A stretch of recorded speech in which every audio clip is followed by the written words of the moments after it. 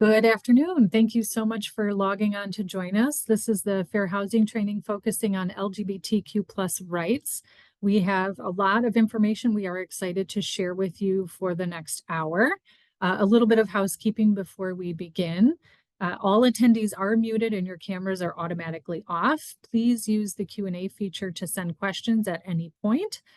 We may stop to address them as they come up if we have time and if they're on point. We'll also circle back and have questions at the end. You also will see an evaluation that should automatically open in your browser after you log off. And you should also get that link from us in the chat today, and we'll make sure to send that out afterwards. You can also use the evaluation to request a certificate if that's something that you're interested in. So that's optional. So we allowed for some opportunity to put that request in our evaluation. So a little bit of housekeeping there. So nice to see a ton of new names and registrations, new agencies, as well as a lot of you who have attended before. We're really looking forward to doing this and diving into this really important and very timely topic as we celebrate Pride in June. We are really thankful to the Michigan State Housing Development Authority, or MSHDA, who is allowing us to offer a tremendous amount of training at no cost. This training will be recorded and made available at a later date, and we'll be sure to send that out, a link. You can also find other trainings that we've done under this MSHDA grant on our YouTube page, so feel free to search around for that, or just reach out if you have questions or looking for a specific topic. So we have lots to talk about today. We're going to look at some terminology and kind of the state of housing access for the LGBTQ plus population. We'll look at the different layers of federal protections and federal guidance and also regulations required for the sexual orientation or gender identity protections, which we shorten to SOGI, S-O-G-I. So you'll see that a few times. And then we'll look at some prohibited practices and a special kind of deep dive into harassment before we wrap up with some best practices and talk about how discrimination can be reported to the Fair Housing Center. And of course, we'll share out resources and questions. All of you should have received an email this morning with handouts and additional links, especially to our PowerPoint. Anything that's underlined as a clickable link in the PowerPoint, you should be able to access. So make sure you download that and take a look at some of the resources. We put links throughout all of the PowerPoint to share with you. So hopefully lots of good information to take away with you. Very quickly, I want to do introductions. My name is Liz Keegan. My pronouns are she and her. I'm the Director of Education and Outreach at the Fair Housing Center of West Michigan. Joining me today is Brianna Miranda, our Education and Outreach Coordinator, and my co-presenter will be Lindsay Owens, Education and Outreach Coordinator as well. So you have the full EO department of the Fair Housing Center on the call today. Tremendous group with lots of resources, and we are on standby to help you. So with that said, I want to introduce the Fair Housing Center, keeping an eye on the clock. We've got lots of good information to share. In case you are new to the Fair Housing Center of West Michigan, we were founded in 1980 as a private nonprofit. We grew out of a community grassroots effort, really looking at school desegregation and how to racially integrate neighborhoods. So that group came together in the greater Grand Rapids area, and we have significantly expanded now, especially with the help of our MSHDA grant, to really cover 38 counties and a little bit beyond. Our mission is really to prevent and eliminate illegal housing discrimination wherever possible. We try to make sure there's equal housing opportunity, which is challenging in this type of housing market, and we promote inclusive communities. We do all of this through our work on education, outreach, research, advocacy, and enforcement. All of us are very passionate about this work because where we live directly impacts how we live. So being able to choose freely, free from illegal discrimination, is really critical. I also want to highlight that none of the information shared today is legal advice. We don't have practicing attorneys on staff, therefore we cannot provide legal advice. So all of the information we're reviewing today and that we've provided in the handouts by email and additional information available on our website is for educational purposes only. There are other fair housing centers in the state. Metropolitan Detroit, Southeast and Mid-Michigan, and Southwest Michigan are our partners. We all work together, but we are separate independent nonprofits. If you're in one of those service areas, we would be happy to connect you to your local fair housing center, but you're always welcome to reach out to us first and we can do that, assist you with that. So with that, I'll turn it over to Lindsay Owens. Hi all. We wanted to put a content warning before this training really gets into the training material that we're covering. And so we want to let you know that this training contains real life examples of discrimination that may be traumatizing or difficult to hear and discuss. Please take care of yourselves. Some of this information is heavy and it can hit each of us differently. This training will be recorded and available on our website if you feel like you want to watch it later and you need to step away and take a break.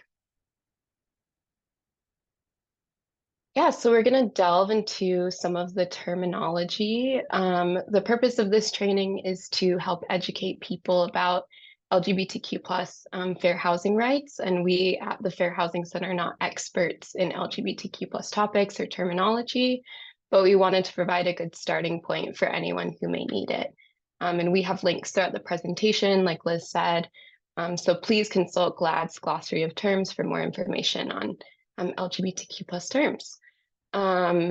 Yeah, so sexual orientation is a person's enduring physical, romantic, and/or emotional attraction to another person. So different sexual orientation identities and labels that people might use are straight, lesbian, gay, bisexual, queer, asexual, pansexual, but there are many others that people use. Gender identity is a person's internal, deeply held knowledge of their own gender. Some different identities people might have are man, woman, non-binary, but there are also many other gender identities. And gender expression is the external manifestation of gender expressed through a person's name, pronouns, clothing, haircut, voice, and/or behavior. Sometimes societies classify these as masculine or feminine expressions, but what's considered masculine or feminine over time changes, and it can vary by culture. Sex is the interpretation of biological sex characteristics like sex organs, hormones, chromosomes, and more. And often people are assigned male or female at birth, but some people don't fit neatly into these boxes. Some people have different hormone levels, some people have different things going on. And so it's possible that someone could be intersex. We want to emphasize that sex and gender are not the same. This might be a new idea or concept to anyone. Sex refers to the interpretation of biological sex characteristics, whereas gender refers to identity and role in society. It's someone's internal, deeply held knowledge of their own gender. Society might classify and socialize males as men and females as women, but this might not be true for everyone. Intersex refers to someone with one or more innate sex characteristics, including genitals, internal reproductive organs, and chromosomes that fall outside of the traditional conceptions of male and female. And the intersex population is estimated to be as high as 1.7% of the population. So it's not small. I think that's more than the amount of people with red hair. So just think of it like that. Cisgender is an adjective used to describe people who are not transgender. A cisgender person is someone whose gender identity is aligned with the sex they were assigned at birth. So an example could be someone who was assigned male at birth continues to identify as a man throughout their life. Transgender is kind of like the opposite, I guess, from cisgender. So it's an adjective used to describe people whose gender identity differs from the sex they were assigned at birth. The term trans can be used as shorthand to reference transgender. And being transgender is not dependent on what someone looks like, their physical appearance, or any medical procedure. Someone can be transgender, and I hear people use words that are you probably should not say to people that are like someone doesn't look transgender to you. But people don't need to look a certain way or be a certain way to be transgender. Non-binary is an adjective used by people who experience their gender identity and or gender expression as falling outside the binary gender categories of man and woman. This can sometimes be used as an umbrella term. There's a lot of different identities people might use, and they might not use non-binary. And some people who are non-binary consider themselves to be transgender, and some do not.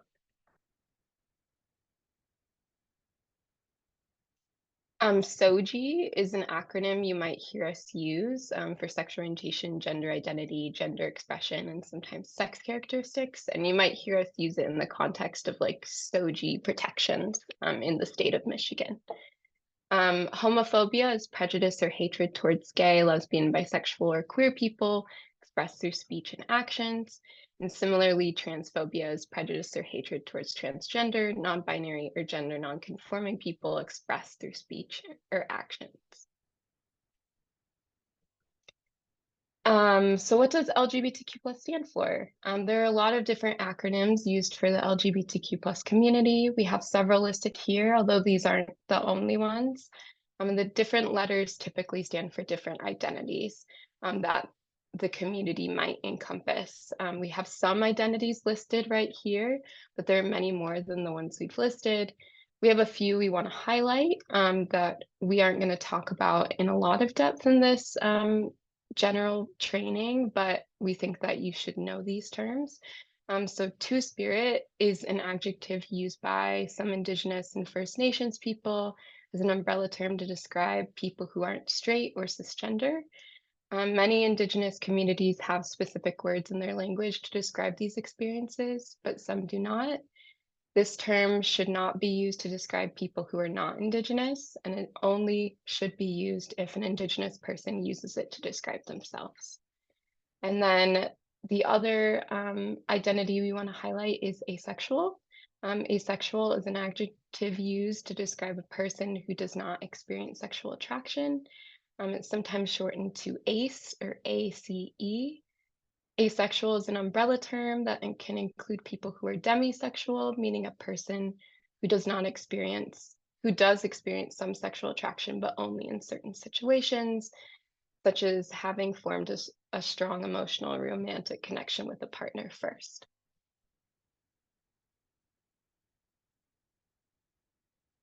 So now we're going to delve into more about the LGBTQ plus community and housing access.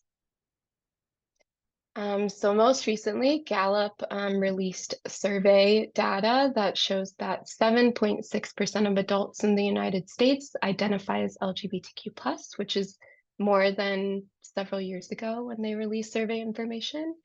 They also found that as Generation Z is getting older, that more young people are more likely to identify as LGBTQ+. So about 1 in 5 Gen Z adults identify as part of this community. And if current trends continue, it's likely that there will be more than 10% of adults in the United States who identify as part of the LGBTQ plus community within the next 3 decades.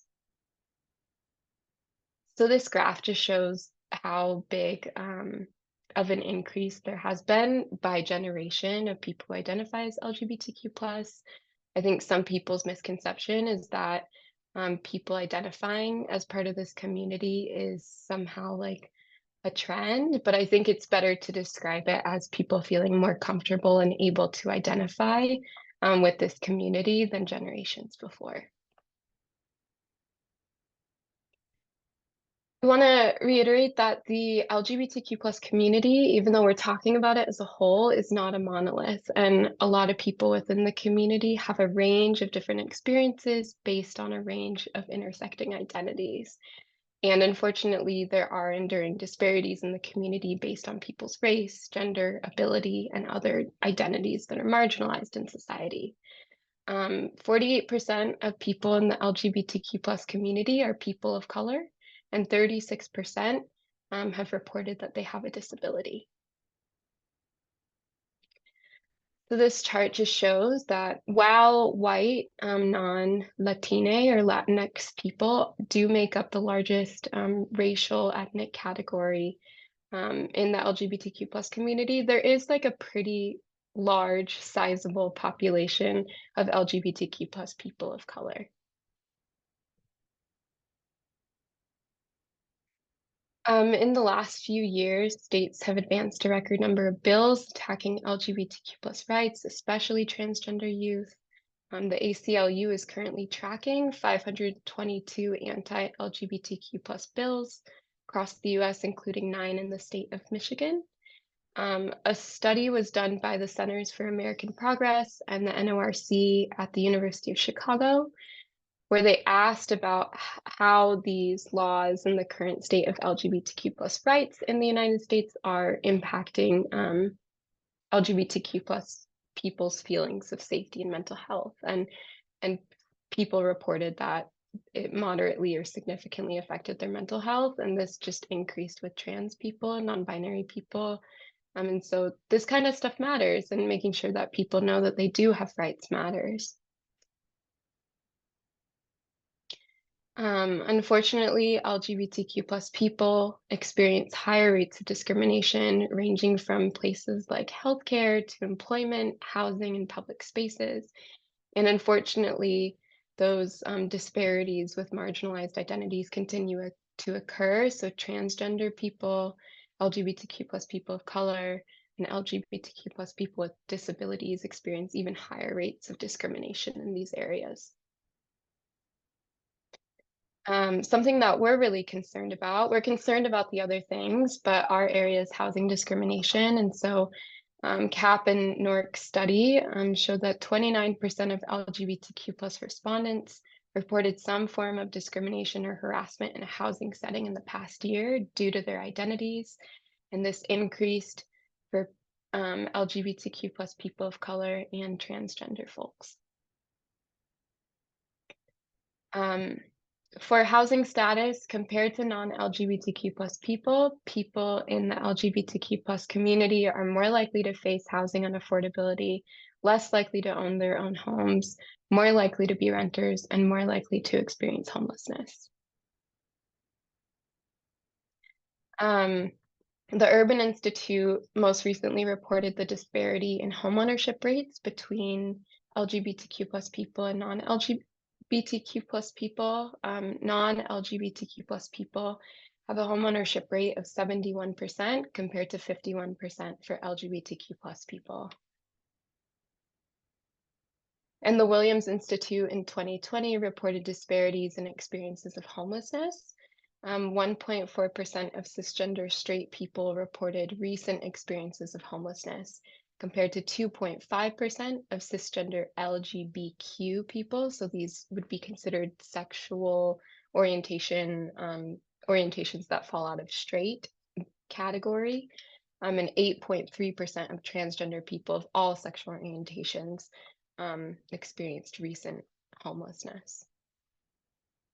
And again, this increases by race and ethnicity, which is really unfortunate. We want to name that Black LGBTQ plus people in particular face the largest recent experiences of homelessness in the community.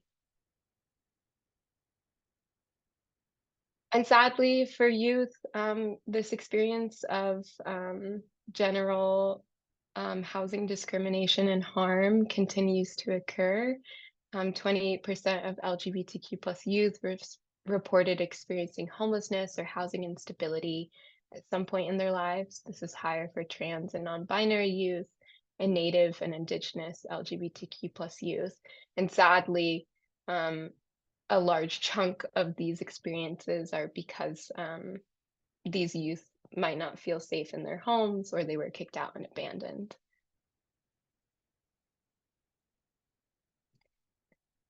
Because of all of these collective experiences of discrimination in so many different areas, including housing, there are ways that LGBTQ plus people might feel like they have to navigate housing and avoid discrimination that aren't fair. So some examples are that a queer couple, maybe one partner applies and visits, and then they add their partner to the lease later. They might present or live as roommates to avoid eviction or other adverse reactions. And they might feel like they have to rent more space than they need to, such as renting a 2-bedroom apartment instead of a 1-bedroom apartment. And they're paying more over time, but it's all to avoid housing discrimination and avoid raising suspicion with housing providers. So that's really important, really unfortunate, and that's why we do the work that we do, and it's important. Thank you, Lindsay. This is, can be very challenging to hear, as you stated earlier with our content warning. But I think it's really helpful to understand the realities and the landscape of what housing access looks like specifically for this population. So we do want to reiterate that there are layers of law and there's opportunities now to really provide some meaningful challenges to some of these barriers that we've identified. So we're very cautious to highlight that we have tools now in place and really a toolbox that has grown in terms of fair housing specifically, where we have more of an ability to tackle housing discrimination based on sexual orientation and gender identity now so more than ever. I first started working in fair housing around 2001. And it was really, really limited in terms of what we might be able to do to help this population. And it was always so challenging and upsetting, frankly, to say to someone, if you don't live in this certain small number of Michigan cities, there's really not a lot of law available to help you. So it's been chipped away at over time. And really now we have a full menu of protections that we are going to kind of talk about a little bit more. So talking specifically about fair housing and what that is, as I mentioned quickly earlier, our current housing market is really challenging. And a lot of people are having trouble finding housing that meets their needs, that's affordable, that's quality, that's accessible, that has the features they're looking for in the neighborhoods where they want to live. And so when it's a tight housing market, it is often more challenging to ensure that fair housing rights are upheld. So we are tied to existing laws at the federal, state, and local level that really are based on who has protection, which of the groups are specifically called out under fair housing laws, and those are called protected classes. So we have to really kind of do the work of finding out which law might be covering the type of housing that we're looking at and who is protected. And that's something that we are very happy to do, both from the home seeker or housing consumer side of things, and also we will do our best to assist the housing industry who's looking to do the right thing and make sure they're in fair housing compliance. So I want to acknowledge it can be very challenging, but it's our job to help navigate with that. Fair housing laws also prohibit discrimination in rentals, sales, lending, homeowners insurance, building insurance for apartment managers, appraisals. We've seen a lot of discriminatory appraisal cases make national news. We can see fair housing violations in zoning and land use decisions as well. That's something we're holding a separate series on. So if you're interested, let us know or check out our website. We know there's a lot of housing being proposed and developed, and we want to make sure that all of those housing opportunities that are coming online do not violate fair housing law either. So something else that's changed since my early days in fair housing is just the sheer volume of the number of protected classes. So at the Federal Fair Housing Act level, the Fair Housing Act began in 1968 with race, color, national origin, and religion as our first 4 protected classes. As you can see, we've added a lot more protections. We now cover sex at the federal level as an interpretation of case law. Sexual orientation and gender identity are included. I quickly want to say color means skin color. National origin is really about where someone is from or what their ethnicity or ancestry might be. We've added physical and mental disabilities. We've added familial status, which is the presence of a child under the age of 18 in a home. So very broadly defined. The architects of a lot of the fair housing laws did a really brilliant job putting law into place that has largely evolved with the times in spite of the laws not changing. So having a broad definition of family has really been beneficial, and we'll talk about that a little bit in terms of this community today as well. The Equal Access Rule, HUD took early steps in 2012 and 2016 to make sure that any housing that they funded or operated were not discriminating based on marital status, meaning whether or not somebody's married, sexual orientation, and gender identity. So that protection came online earlier than some of the newer ones we'll talk about. Here in Michigan, just as of February this year, sexual orientation, gender identity, and gender expression were added as official protected classes. The law passed last year, March of 2023. I think it was March 16th when the governor signed it, actually. But it is now immediately in effect as of February this year, February 13, I believe, of 2024. So that means this is a very new protection. So we may not be able to answer all the questions, but we know that some complaints are being brought to the State Department of Civil Rights, for example, and HUD has been working on this as well. There may be local ordinances. Grand Rapids, Kentwood, Wyoming, Holland, for example, have local ordinances that may add additional protection. So that's something we're very happy to help with. And you can actually check out the links on the bottom of the page here for our service area law ordinances. I also want to highlight that this equal access rule link right here takes you to a HUD toolkit page that I highly recommend you check out. They have really done an incredible amount of work on their equal access rules with toolkits, scenarios, training materials, really good information. So make sure you check that out. So what type of housing is covered? Well, as I've hinted at, really a lot of housing is covered. Apartments, single family homes, condos, even empty lots that are zoned for housing construction can be covered by fair housing laws. Homeowner associations or condo associations, condo boards, mobile and manufactured home developments, rooming houses, transitional housing programs, homeless shelters. I know we have folks on the call representing those types of housing, as well as public housing commissions, housing authorities, or PHAs as they're commonly called, college residences, cooperatives, rooming houses, and again, even insurance is covered. So the safe assumption, especially here in Michigan, is that most housing is going to have some sort of fair housing protection attached to it. And so what is illegal? Well, there's a lot of prohibited behaviors, but essentially, if you find yourself talking about or thinking about a group that is on our protected class slide, and then you find yourself talking about any of these behaviors, then you might have a fair housing issue. Fair housing laws are all about who is protected, and then what is the action that's being taken against them? What's the adverse or negative or kind of punitive action that's being taken against them? So it's really the person or the people, and then the adverse action. So in examples here, advertising that states a preference or discourages certain protected classes from pursuing housing, being steered away from or to a specific neighborhood because of who you are, or assumptions about who you are based on any of the protected classes. Your eligibility, if people are changing how someone qualifies for housing based on any of the protected classes, but specific to today's talk, sexual orientation or gender identity, that is problematic. Changes in the application process, changes in policies, terms, and conditions, if it is tied to a protected class, that is very problematic. Sometimes we see discounts and specials. There's a little bit more in terms of housing availability, a tiny amount. And so people are starting to run kind of promotions. And if it's a discount or a special, especially a financial incentive that's withheld from any of the protected classes, that is automatically a problem, but also then creates a financial damage that somebody could include in their fair housing case. It's illegal to not provide equal maintenance, quality of maintenance, or types of maintenance based on protected classes.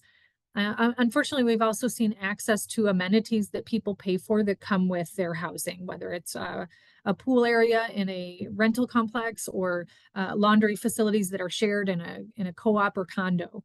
If it's part of what people are paying for their housing, they should have access to it. And then we'll talk about specifically harassment related to intimidation and sexual harassment as well a little bit later today, but that is specifically prohibited as well. So the federal protections, here's kind of where we start some of our layers. But again, those of you that are HUD funded or are a HUD housing program really need to make sure you're up to date and paying attention to the Equal Access Rule, shortened as EAR or EAR, which went online in the teens, the 20 teens. We have a series of 3 separate regulations. Again, this is only tied to federally funded housing programs, but it first laid the original protections for operating those programs without regard to anyone's actual or perceived sexual orientation, gender identity, or marital status, whether or not they're married. So housing providers that receive funds from HUD or have loans insured by the Federal Housing Administration or FHA, lenders insured by the FHA may be subject to this rule. So it's important that they do the homework, you do the homework, and you know whether the rule applies to you. It's not a law, an additional protected class, or an amendment to the Fair Housing Act, but it is applicable to those dollars. So if you accept those HUD dollars or you're working in those HUD programs, you have to comply with the Equal Access Rule. So again, all of HUD housing programs are included under this. HUD assisted and HUD insured projects like Section 8 are now called Housing Choice Vouchers Community Development Block Grant Funds, or CDBG funds, which are administered often at the city or county level, come from HUD pools. So they are tied to these equal access rules. Public housing, housing for persons, housing opportunities for persons with AIDS or HOPWA, supportive housing specific for elderly and persons with disabilities populations under HUD, as they define those populations, would be covered. McKinney-Vento is homeless assistance dollars. So you want to make sure if you are offering shelters, emergency shelters, transitional housing, things like that, you're paying attention to these rules. And again, the Federal Housing Administration insured loans. And these are just a sample of some of the programs that are covered by these equal access rules. The first one was enacted as a regulation in 2012.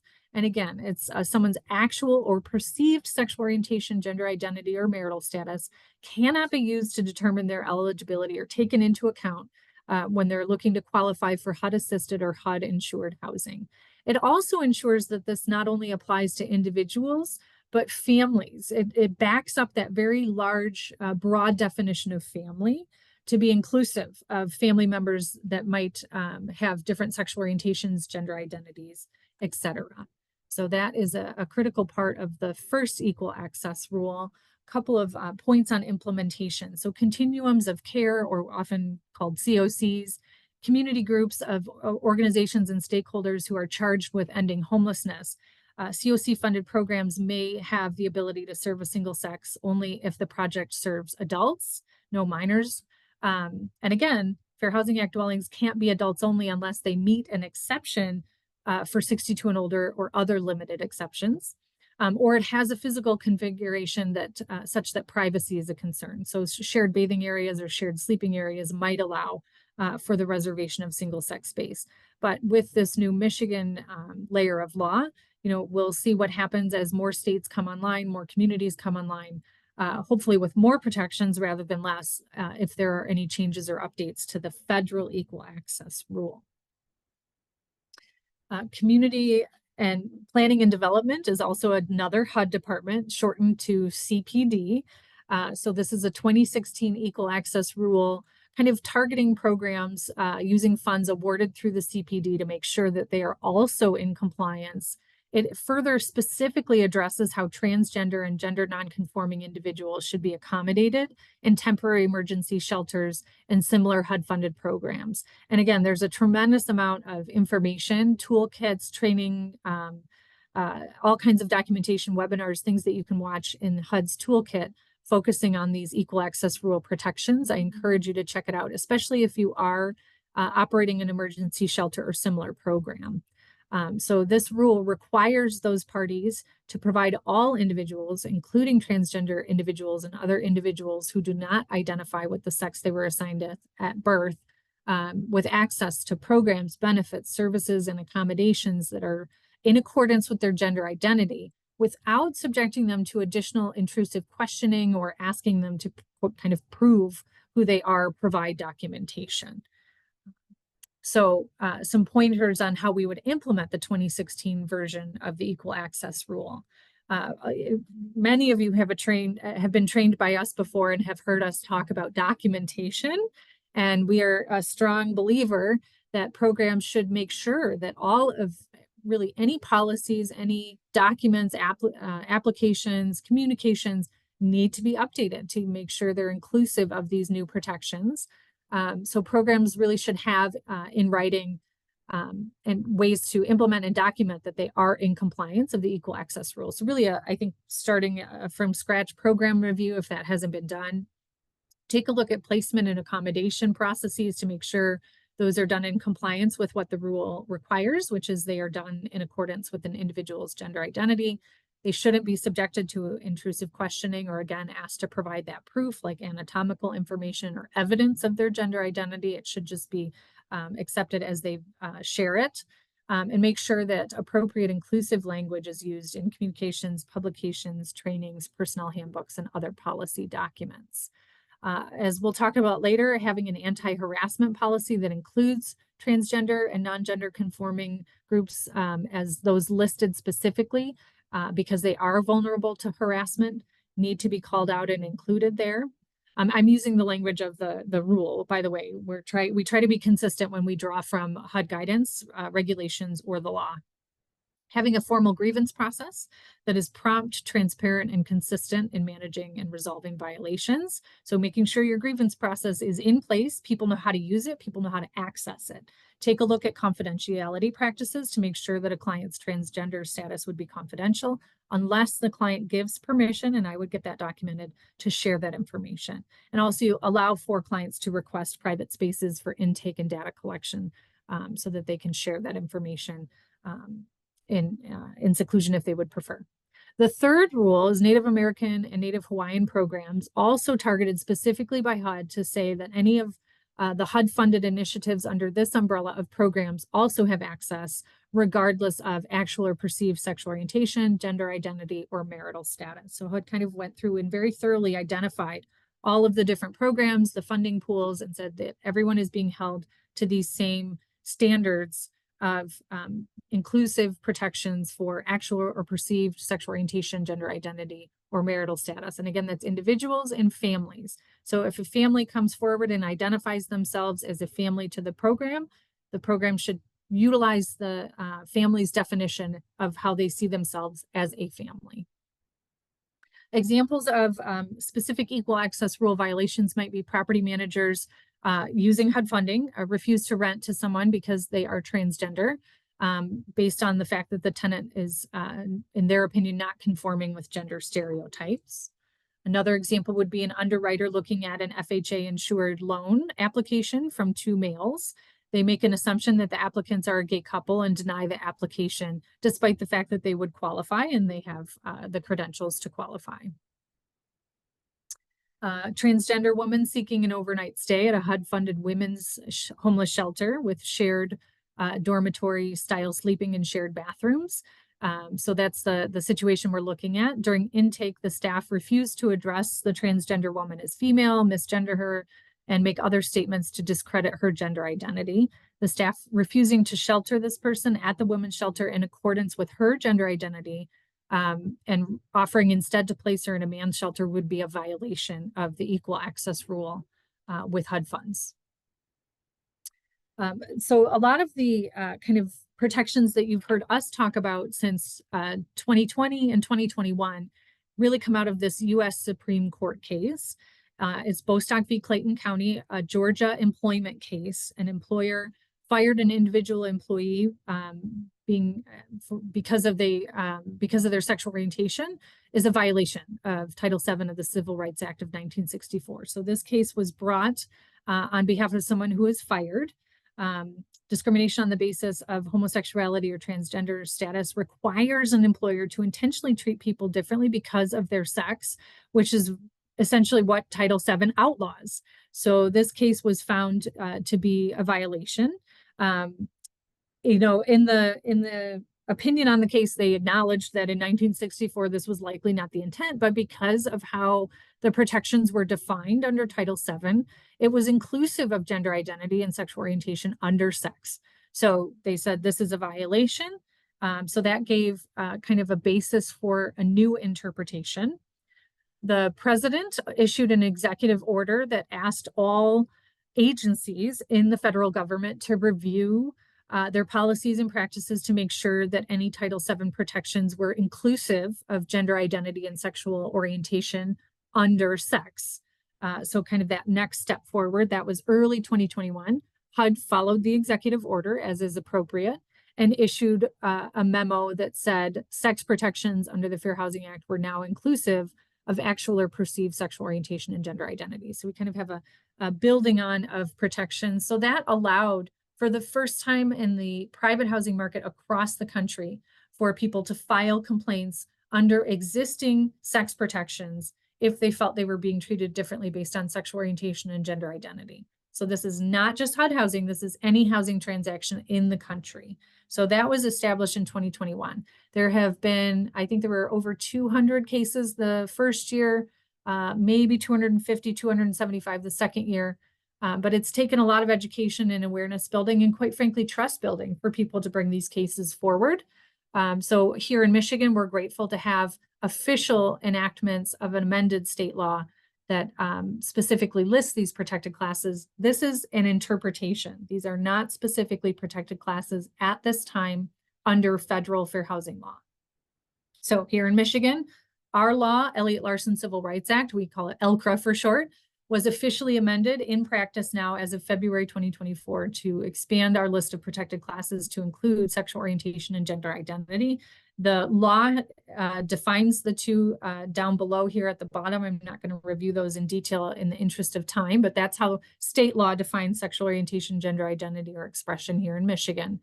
And it states explicitly, people in Michigan cannot be discriminated against in their housing, as well as other things that ELCRA covers, which is employment, public accommodations, and education. But specific to today's talk, we're looking at housing because of their actual or perceived sexual orientation, gender identity, or gender expression. So this is now in effect. So we want to talk about, what does this look like? Well, we often see discrimination in terms of access, limiting access or applying limits to protected classes. So a realtor refusing to show homes listed for sale to queer couples, that would be a flat out denial, and they don't have access to those housing opportunities. Same-sex couple asking a realtor to see rental units throughout the city, saying we're open for geographic locations. But if the realtor steers them and only shows them rental units in a part of the city or a neighborhood perhaps known for having many LGBTQ plus residents, that would be steering on this basis. Or a realtor falsely stating a home is no longer available once they realize the potential buyer is transgender. So these are all examples of prohibited behavior. So more access to housing examples: refusal to rent or admit. Housing provider refusing to rent a house to a same-sex couple because of their quote unquote family composition, which is comprised of two women rather than one man or one woman. A lot of these, by the way, are drawn from real cases that have been brought. And again, I want to remind you, this can be very difficult to hear case after case after case of discrimination, but we really want to empower people to understand and recognize what discrimination under these protections look like. So we are going to share a lot of examples. There will be a video available. If it's better to take a break, we'll send that link out. We certainly understand and want to make this, make sure that people are able to take in the information and feel safe and feel comfortable. Another example here, a transgender man being denied housing at a men's shelter because he is trans. The shelter said, it, quote, had never worked with a transgender person before and just simply didn't offer to work with him at all, which is a violation. Agree? Yeah, we actually have a question that is Okay. kind of tied to that. Somebody asked, for situations like this, if the person is transgender, but they have not legally sought to change their gender on any government documents, does this still apply to them? Does it apply to anyone who identifies as being transgender? So I think I'm understanding that the best practice is to follow the identity that is disclosed to you. So I think that's the best practice at this time. I think I'm following that. And I just want to add that getting stuff like that changed on your driver's license, it costs and birth certificate, it costs a lot of It's a lot of money. Probably takes quite a bit of time, I would imagine. There's a lot of laws in place in different states to yeah, make that a barrier. Yeah, so the best practice would be to accept the identity that's disclosed by the individual. Thanks. Harassment. There's two different types of harassment. We see sexual harassment, which is specifically, establishing a pattern or practice of, pestering someone who does not want a romantic or sexual relationship with a housing provider, owner, maintenance provider, asking constantly for dates or coming after them asking for photos or, withholding repairs so that pressuring them to have a sexual relationship. All of that would be considered sexual harassment, which is illegal. We've had many instances, unfortunately, where maintenance workers have been found to violate fair housing law. In this particular example, it's a female tenant was subjected to pervasive harassment because she is a lesbian. And then not only that, but additional discrimination occurred when the tenant reported the harassment, who didn't take any steps to stop it. And as I mentioned, we'll take another look at this topic in detail. but failure to act when these situations and allegations are brought up is very problematic. Withholding maintenance, I think I just kind of talked about that, but this was another real case. A building manager refused to authorize repairs to a unit after observing the tenant's teenage daughter holding hands with her girlfriend. The manager said they don't agree with that lifestyle and that the tenant would need to take care of the repairs himself. So that's a fair housing violation. I would imagine also a violation of the lease and a couple other problems there, but under the fair housing lens, this is not okay. For examples of services being withheld. Differences in treatment also can apply in limited circumstances under fair housing once people have moved in or post-housing acquisition. So an example here is a leasing manager at a 55+ community, which is a legal age restriction. Senior housing can be 55 and plus or 62 and plus. Those are the only legal age restrictions. So this is a senior community rejecting a male tenant's request to add his same-sex partner to his lease. Stating in a response to him that the community only accepts married couples and unions between one man and one woman. Our second example here is Dava and Dorothy's landlord refusing to add Dorothy to the lease after they got married. This was actually a Lambda legal case, and they found throughout the course of their investigation in the case that different sex spouses were added to the lease automatically, but Dorothy didn't get the same treatment for her wife. Another post-housing acquisition example, a transgender woman using a grill within the common area of her complex. Other tenants complain that the transgender woman is making them uncomfortable because she's wearing a dress. So the landlord, unfortunately, takes that opinion into account and tells her she's not permitted to wear women's clothing in common areas where other tenants can see her because it's making other tenants uncomfortable. Now, the landlord might have thought that he was managing the situation appropriately, but this is a violation of fair housing laws. Adverse or hostile or opposing negative action being taken against someone, being evicted after the housing provider discovers a tenant is bisexual. Can't get more straightforward or hostile than that. Specifically for harassment here, this is a very, very difficult case. It's an important case that I do want to share, but I want to highlight that this the unique facts of this situation and what Marcia Wetzel was subjected to is very difficult to hear. And I really have to commend her. She fought for years, well before we had some of the protections online, to really push back against her senior living community because they really did fail to protect her from harassment and violence from her fellow residents because of her sex and sexual orientation. And they repeatedly tried to drive her out when she stood up for herself, or as they said, she complained. It's really important to be aware that landlords, those of you who are housing providers, you are liable under the Fair Housing Act for failing to stop known discriminatory harassment, including harassment because of sexual orientation. So that was an important finding of this early case. We're talking 2015, 16, 17, 18, kind of right before things started to change in 2020, 2021. She brought a hostile housing environment claim, and she needed to show, in order to build that type of case, that she endured unwelcome harassment based on a protected characteristic, and that it was severe or pervasive enough to interfere with the terms, conditions, and privileges of her residency, or in the provision of the services and facilities that she's paying for that are part of her rent and living there. They also have to show there's a basis for imputing liability, a basis for showing that the people in charge, the owners, the managers, had responsibility. An employee, another tenant, it was very well known. There were multiple parties, and it was not ever meaningfully addressed.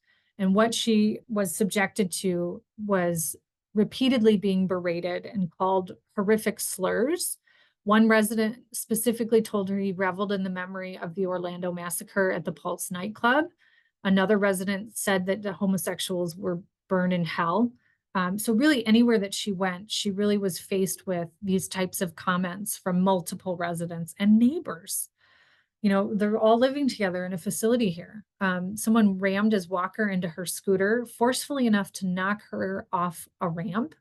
Another resident bashed her wheelchair into the dining table that she was sitting at, flipping the table on top of her. In a separate incident, Wetzel was struck in the back of the head while she was alone in the mailroom. It was hard enough to knock her again out of her scooter, and she suffered a bump on her head and a black eye. She didn't see who attacked her, but they did use a slur when attacking her. She also had 2 abusive trips in the elevator. She was spat on, and again, slurs were hurled at her. Another time, a resident hit her scooter with a walker in the elevator, so nowhere to go. So again, Marcia Wetzel stood up for herself and had a really very difficult time ensuring that the laws were pursued on her behalf. The Court of Appeals for Seventh Circuit said that the Federal Fair Housing Act does prohibit landlords from purposely failing to protect a tenant from harassment, discrimination, and violence. This was the ruling. The appeals court also said early on sexual orientation discrimination was banned under the Fair Housing Act. I'm pleased to say she's regarded as a real hero and has been living safely in another location. So again, the Fair Housing Act on harassment, it's prohibited for coercion, intimidation, threats, or any interference with someone's right to enjoy and exercise their housing under the Fair Housing Act based on a protected class. If someone is subjected to harassment because of their race or national origin or other protections, and it's enough to cause them to leave, to vacate their dwelling, they can't take it anymore, they list the home for sale, they terminate the lease, they move out, they just can't be there anymore. Or to the point where they don't want to secure the dwelling. They don't want to apply there anymore. They're successfully scared off, so to speak. That is when it becomes an issue under fair housing because they are suffering a loss of housing or they can't access housing due to this harassment. It prohibits quid pro quo harassment, which we see a lot in sexual harassment cases, which is, exchanging maintenance for an unwanted sexual relationship, for example, or asking for nude pictures to approve an application. So that this for that kind of exchange being requested, or that creation of a hostile environment, or if someone is retaliated against because they stand up for themselves against the harassment, that is also protected. So really important for owners and property management staff to take seriously any allegations and take action because they can be held liable. Tenants who harass other tenants can also be held responsible for their behavior. And unfortunately, this is something we have seen pretty consistently in the last 4 to 5 years. Neighbors do not have the right to interfere with someone else's housing choice and housing access. Specifics under the rule on harassment, again, no threatening, intimidating, interfering with people, no denying or limiting the use of privileges, services, facilities associated. So, like the pool area, the mailroom, anything common room that comes with the dwelling, refusing maintenance and repairs of the dwelling. This really reiterates residents have and benefit from the Fair Housing Act's protections throughout their residencies in this limited, specific way. Best practices, policies should be in place to address and stop inappropriate conduct. There should be multiple ways for people to safely and easily make complaints.